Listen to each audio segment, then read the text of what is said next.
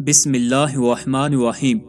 ایک دفعہ کا ذکر ہے، کسی آدمی نے حضرت امام جعفر صادق رضی اللہ تعالیٰ عنہ کی خدمت میں حاضر ہو کر عرض کیا، یا ابن رسول اللہ، مجھے خدا دکھا دیجئے۔ آپ نے فرمایا، کیا تو نے حضرت موسیٰ علیہ السلام کا قصہ نہیں سنا؟ انہیں کہا گیا تھا تو مجھے نہیں دیکھ سکے گا۔ اس نے عرض کیا، سنا تو ضرور ہے، لیکن یہ امت محمدیہ ہے۔ ایک فریاد کرتا ہے کہ میرے دل نے اپنے اللہ کو نہیں دیکھا، دوسرا کہتا ہے کہ جب تک مجھے زیارت خداوندی نہ ہوتی میں عیادت نہ کرتا۔ آپ نے اپنے غلاموں سے فرمایا کہ اس آدمی کو باندھ کر دریائے دجلہ میں پھینک دو۔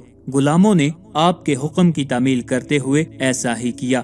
جب اسے دریا میں پھینک دیا گیا اور پانی نے اسے اوپر کی طرف اچھالا تو آپ نے دریا کو خطاب کرتے ہوئے کہا کہ اسے خوب اوپر نیچے کیجیے۔ جب وہ آدمی پانی کے زور سے اوپر نیچے آتا تو کہتا، یا ابن رسول اللہ، مجھے بچانا، لیکن آپ ہر بار دریا کو یہی حکم کرتے کہ اسے گوتا دے۔ جب اس کی حالت گیر ہوئی تو اس نے کہا، اے اللہ مجھے بچانا۔ جب آپ نے اس کی زبان سے یہ الفاظ سنے تو غلاموں کو حکم دیا کہ اسے فوراً باہر نکالو۔ جب اسے باہر نکالا گیا، اسے ہوش آئی تو آپ نے پوچھا، کیا تو نے اللہ تعالیٰ کو دیکھا؟ اس نے عرض کی، یا ابن رسول اللہ، جب تک خدا کے سوا غیر سے امداد کا طالب رہا، ایک حجاب سا دل میں محسوس ہوتا رہا، لیکن جب اللہ تعالیٰ پر بھروسہ کیا تو میرے دل میں ایک نور پیدا ہوا جس سے میں مطمئن ہو گیا۔ آپ نے فرمایا، جب تک تو صادق صادق پکارتا رہا اس وقت کاذب تھا، اب تو اپنے دل کی حفاظت کر۔ اور فرمایا کہ جو شخص یہ کہے کہ اللہ کیا ہے، کیسے بنا، تو وہ کافر ہوا۔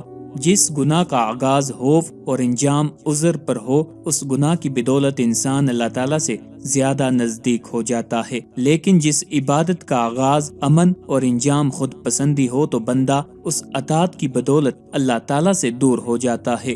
خود پسند عابد گناہگار ہے اور با عذر گناہگار عابد سے بہتر ہے۔